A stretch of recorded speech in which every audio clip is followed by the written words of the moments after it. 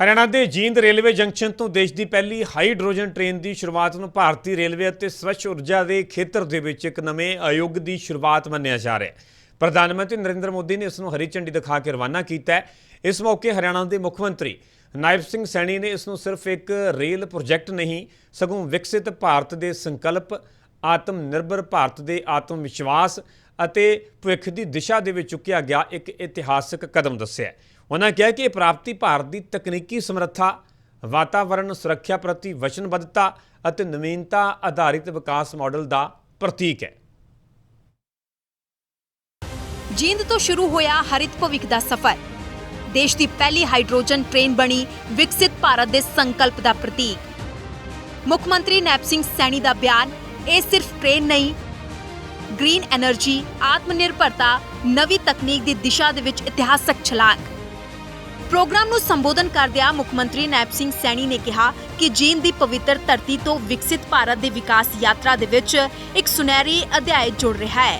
ਉਹਨਾਂ ਅਨੁਸਾਰ ਇਹ ਮੌਕਾ ਸਿਰਫ ਕਿਸੇ ਪ੍ਰੋਜੈਕਟ ਦੇ ਉਦਘਾਟਨ ਦਾ ਨਹੀਂ, ਸਗੋਂ ਰਾਸ਼ਟਰ ਨਿਰਮਾਣ ਦੀ ਸਮੂਹਿਕ ਚੇਤਨਾ, ਆਤਮ ਨਿਰਭਰ ਭਾਰਤ ਦੇ ਵੱਧਦੇ ਆਤਮ ਵਿਸ਼ਵਾਸ ਅਤੇ ਭਵਿੱਖ ਦੀ ਨਵੀਂ ਸੋਚ ਦਾ ਉਤਸਵ ਹੈ। आज का ये अवसर ये केवल एक आयोजन नहीं है, बल्कि ये विकसित भारत के अमृत संकल्प, आत्मनिर्भर भारत के आत्मविश्वास और राष्ट्र निर्माण की ये सामूहिक चेतना का ये महोत्सव है।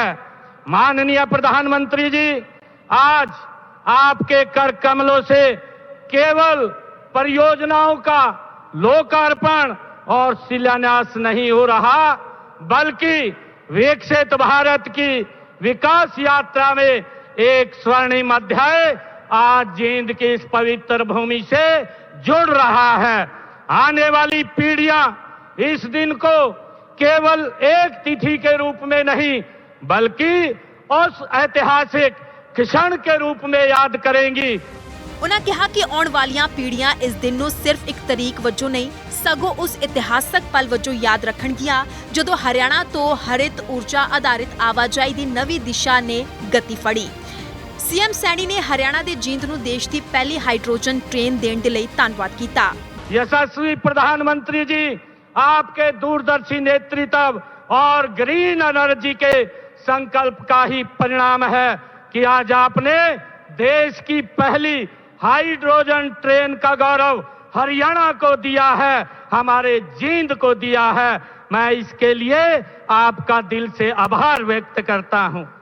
माननीय प्रधानमंत्री जी, आप 140 करोड़ भारतीयों के सारथी हैं, उनके संकल्प के सारथी हैं, उनके सपनों के आप संरक्षक हैं। आपने केवल योजनाएं नहीं बनाई, बल्कि नए भारत की दिशा और दशा दोनों बदलने का काम आपने किया है।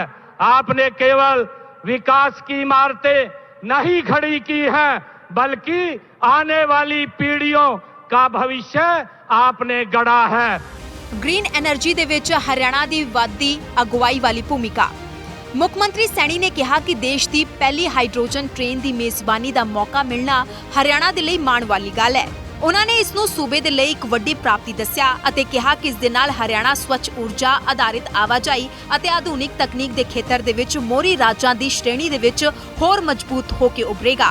उन्होंने विश्वास प्रगटाया कि एक पहल भविख दे विच देश के दूजे हिस्सिਆਂ ਦੇ ਲਈ भी प्रेरणा बनेगी ਅਤੇ ਭਾਰਤ ਨੂੰ हरित ऊर्जा आधारित आवाजाई प्रणाली विकसित ਕਰਨ ਦੇ ਵਿੱਚ ਨਵੀਂ गति मिलेगी। मुख मंत्री ने दस्सिया कि किस तरह आज भारत तकनीक के खेतर दे विच अहम भूमिका निभा रहा है।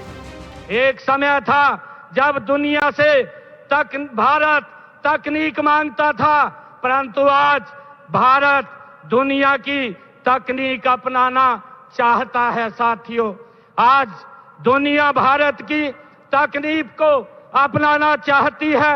माननीय प्रधानमंत्री जी, एक समय था जब भारत अवसर खोजता था, आज पूरी दुनिया भारत में अवसर खोज रही है।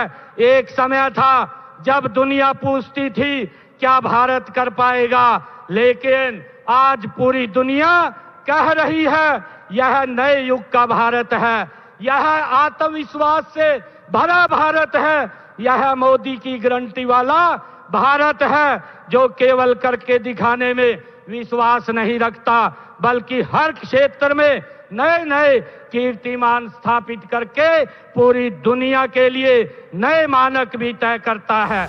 ਵਾਤਾਵਰਣ ਦੀ ਸੰਭਾਲ ਅਤੇ ਸਵੱਛ ਆਵਾਜਾਈ ਦੀ ਦਿਸ਼ਾ ਦੇ ਵਿੱਚ ਵੱਡਾ ਕਦਮ। ਮੁੱਖ ਮੰਤਰੀ ਨੈਪ ਸਿੰਘ ਸੈਣੀ ਨੇ ਕਿਹਾ ਕਿ ਹਾਈਡਰੋਜਨ ਟ੍ਰੇਨ ਵਾਤਾਵਰਣ ਦੀ ਸੰਭਾਲ ਦੀ ਦਿਸ਼ਾ ਦੇ ਵਿੱਚ ਇੱਕ ਕ੍ਰਾਂਤੀਕਾਰੀ ਪਹਿਲ ਹੈ। ਰਵਾਇਤੀ ਬਾਲਣ ਆਧਾਰਿਤ ਟ੍ਰੇਨਾਂ ਦੀ ਤੁਲਨਾ ਦੇ ਵਿੱਚ ਇਹ ਟ੍ਰੇਨ ਪ੍ਰਦੂਸ਼ਣ ਨੂੰ ਲਗਭਗ ਖਤਮ ਕਰਨ ਦੀ ਸਮਰੱਥਾ ਰੱਖਦੀ ਹੈ। ਸਵੱਛ ਊਰਜਾ ਤੇ ਆਧਾਰਿਤ ਅਜਿਹੇ ਪ੍ਰੋਜੈਕਟ ਭਵਿੱਖ ਦੀ ਲੋੜ ਨੇ ਅਤੇ ਜਲਵਾਯੂ ਪਰਿਵਰਤਨ ਵਰਗੀਆਂ ਵਿਸ਼ਵਵਿਆਪੀ ਚੁਣੌਤੀਆਂ ਦੇ ਨਾਲ ਨਜਿੱਠਣ ਦੇ ਵਿੱਚ ਮਹੱਤਵਪੂਰਨ ਭੂਮਿਕਾ ਨਿਭਾਉਣਗੇ।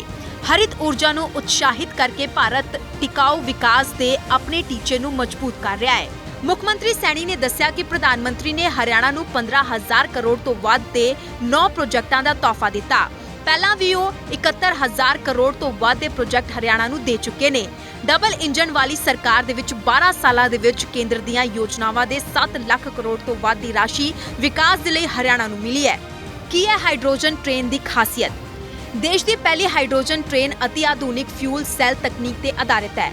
ਇਸ ਵਿੱਚ ਹਾਈਡਰੋਜਨ ਅਤੇ ਆਕਸੀਜਨ ਦੀ ਰਸਾਇਣਿਕ ਪ੍ਰਕਿਰਿਆ ਰਾਹੀਂ ਬਿਜਲੀ ਪੈਦਾ ਹੁੰਦੀ ਹੈ, ਜਿਸ ਦੇ ਨਾਲ ਟ੍ਰੇਨ ਚੱਲਦੀ ਹੈ।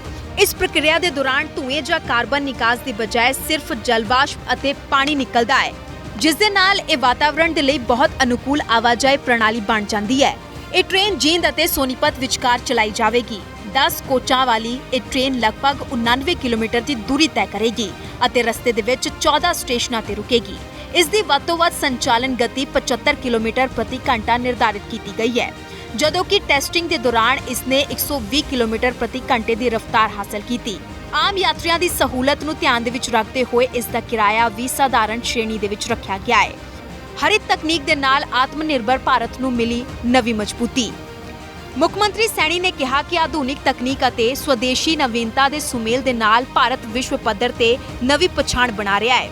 ਹਾਈਡਰੋਜਨ ਟ੍ਰੇਨ ਵਰਗੇ ਪ੍ਰੋਜੈਕਟ ਇਹ ਦਰਸਾਉਂਦੇ ਨੇ ਕਿ ਦੇਸ਼ ਹੁਣ ਸਿਰਫ ਨਵੀਆਂ ਤਕਨੀਕਾਂ ਦਾ ਖਪਤਕਾਰ ਹੀ ਨਹੀਂ, ਸਗੋਂ ਉਹਨਾਂ ਦੇ ਵਿਕਾਸ ਅਤੇ ਵਰਤੋਂ ਦੇ ਵਿੱਚ ਵੀ ਮੋਹਰੀ ਭੂਮਿਕਾ ਨਿਭਾਉਣ ਦੀ ਦਿਸ਼ਾ ਦੇ ਵਿੱਚ ਤੇਜ਼ੀ ਦੇ ਨਾਲ ਅੱਗੇ ਵਧ ਰਿਹਾ ਹੈ। ਉਹਨਾਂ ਕਿਹਾ ਕਿ ਇਹ ਪ੍ਰੋਜੈਕਟ ਸਿਰਫ ਹਰਿਆਣਾ ਹੀ ਨਹੀਂ, ਸਗੋਂ ਪੂਰੇ ਦੇਸ਼ ਦੇ ਲਈ ਮਾਣ ਵਾਲੀ ਗੱਲ ਹੈ ਅਤੇ ਸਵੱਛ, ਸੁਰੱਖਿਅਤ ਅਤੇ ਟਿਕਾਊ ਆਵਾਜਾਈ ਪ੍ਰਣਾਲੀ ਦੀ ਦਿਸ਼ਾ ਦੇ ਵਿੱਚ ਮੀਲ ਦਾ ਪੱਥਰ ਸਾਬਤ ਹੋਵੇਗਾ। Bureau report, living India news.